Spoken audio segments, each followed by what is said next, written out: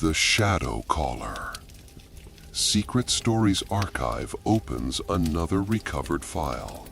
This document was not intended for public release. Proceed at your own risk. Act 1. Initial Report. The file begins with a single audio clip labeled caller_001.wave. White noise fills the first 10 seconds. On the 11th second, a voice whispers a name. Eli, come here. Metadata note: no one else was in the house. The report that follows was written by Eli Madsen, 26, resident of Flagstaff, Arizona. He contacted local police twice. Then, the department quietly transferred all materials to our archive. Eli described the incident as a voice that knows me but shouldn't exist. He said it started with strange acoustics in his home, soft echoes that didn't match any room, as if sound was traveling through a space that wasn't there. One night after midnight, he heard someone call his name from the guest room. He lived alone. Act 2. Pattern of the calls. The second recovered audio file has clearer content. The voice repeats, Eli, I need you. When investigators enhanced the file, they noted something impossible. The waveform contains delayed duplication, a second voice copying the first with a perfect 2-second lag. But only one voice existed in the room. Eli's diary, included in this file, details the escalation. It calls from different rooms now: bathroom, laundry, even from behind the fridge once. Same tone, same rhythm, like someone rehearsing my name. Tonight it said, come to me, I'm waiting in the dark. The voice grew louder each night and closer. Act 3. First visual contact. On the 6th night, Eli wrote that he made a mistake. He answered. Not verbally, he simply walked toward the room where the voice called him.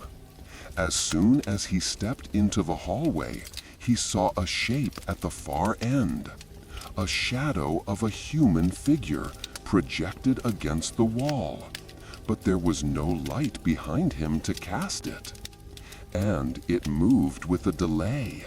When Eli lifted his arm, the shadow lifted its arm 2 seconds later.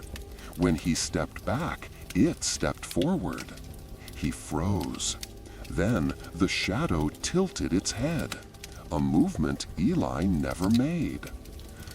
The next audio clip captures him whispering, "That's not me. That's not my shadow." Static overwhelms the recording after that. Act 4. Physical manifestation. Shaken, low. The next night, at 3:11 a.m., the caller's voice escalated. It no longer whispered. It spoke from every room at once. Eli, you heard me.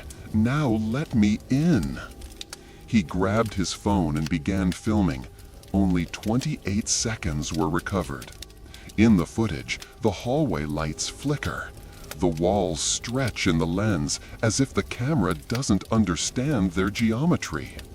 At second 13, his own silhouette peels away from his body. It lands on the opposite wall like wet ink, and then it starts walking toward him. But Eli isn't moving. His voice on the recording is barely audible. Whisper, terrified, "Stop copying me. Stop copying me." When the shadow reaches him, the footage goes black. Faint distortion. A final audio clip, recorded an hour later on the same device, contains only 4 words. I'm you. Now, come. The voice is Eli's. Perfectly. Act 5. Archival closure. Calm, empty. Police found the home empty the next morning. No sign of forced entry, no sign of a struggle. Only one thing was unusual. Eli's shadow on the living room wall was missing. There are no further witness reports, no new evidence. File SC-47 remains unresolved. Calm. Secret Stories Archive closes this record. Further updates not expected. Silence follows.